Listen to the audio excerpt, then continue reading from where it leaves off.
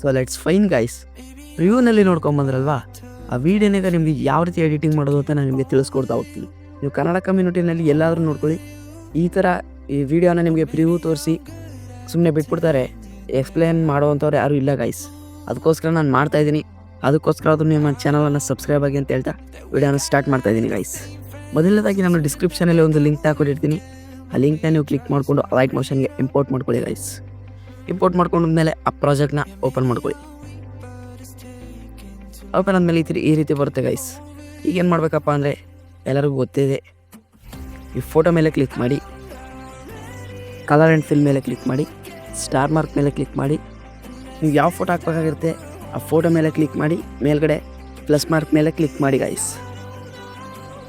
ಮತ್ತೆ ಒಂದು ಸಲ ಬ್ಯಾಕ್ ಬಂದು ಈ ಕಡೆ ಸ್ಕ್ರೋಲ್ ಮಾಡಿ ಸ್ವಲ್ಪ ಮೇಲಕ್ಕೆ ಎತ್ತಿ, ಇಲ್ಲಿ ಫೋಟೋ ಕಾಣುತ್ತಲ್ಲ ಆ ಫೋಟೋ ಮೇಲೆ ಕ್ಲಿಕ್ ಮಾಡಿ, ಕಲರ್ ಆ್ಯಂಡ್ ಫಿಲ್ ಮೇಲೆ ಕ್ಲಿಕ್ ಮಾಡಿ, ಸ್ಟಾರ್ ಮಾರ್ಕ್ ಮೇಲೆ ಕ್ಲಿಕ್ ಮಾಡಿ, ಇನ್ನೊಂದು ಫೋಟೋನ ಆ್ಯಡ್ ಮಾಡಿ guys.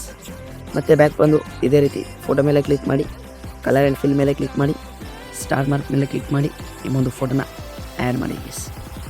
Same as it is ಎಲ್ಲ ಫೋಟೋಗೂ ಇದೇ ರೀತಿ ಮಾಡ್ಕೊಂಡು ಹೋಗಬೇಕಾಗುತ್ತೆ.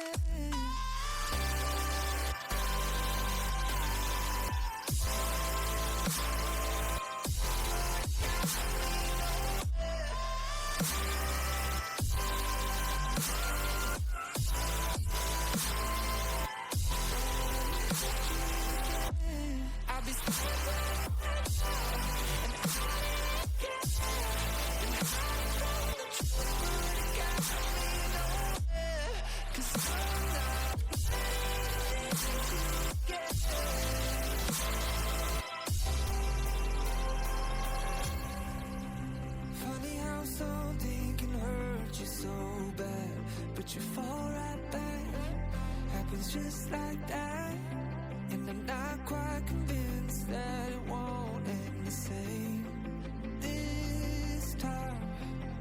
Tell me, can people ಎಲ್ಲ ಫೋಟೋಗೂ ಈ ಥರ ನಿಮ್ಮ ಫೋಟೋನ ಆ್ಯಡ್ ಮಾಡಾದ್ಮೇಲೆ ಎಕ್ಸ್ಪೋರ್ಟ್ ಮಾಡಿ ಗೈಸ್. ಏನೆಲ್ಲ ಸಿಂಪಲಾಗಿ ಎಕ್ಸ್ಪೋರ್ಟ್ ಕೊಡಿ. ಎಕ್ಸ್ಪೋರ್ಟ್ ಆಗೋ ತನಕ ವೆಯ್ಟ್ ಮಾಡಿ ಗೈಸ್.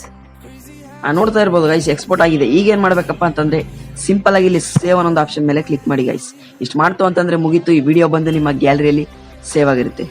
ಇಷ್ಟು ಹೇಳ್ತಾ ಇನ್ನೂ ನಮ್ಮ ಚಾನಲ್ನ ಯಾರ್ಯಾರು ಸಬ್ಸ್ಕ್ರೈಬ್ ಮಾಡಿಲ್ಲ ಸಬ್ಸ್ಕ್ರೈಬ್ ಮಾಡ್ಕೊಳ್ಳಿ ಅಂತ ಹೇಳ್ತಾ, ವಿಡಿಯೋ ಇಷ್ಟ ಆಯಿತು ಅಂತಂದರೆ ಒಂದು ಲೈಕ್ ಮಾಡಿ, ಆದಷ್ಟು ನಿಮ್ಮ ಫ್ರೆಂಡ್ಸ್ಗೆ ಶೇರ್ ಮಾಡಿ ಅಂತ ಹೇಳ್ತಾ ವಿಡಿಯೋನ ಎಂಡ್ ಮಾಡ್ತಾ ಇದ್ದೀನಿ ಗೈಸ್.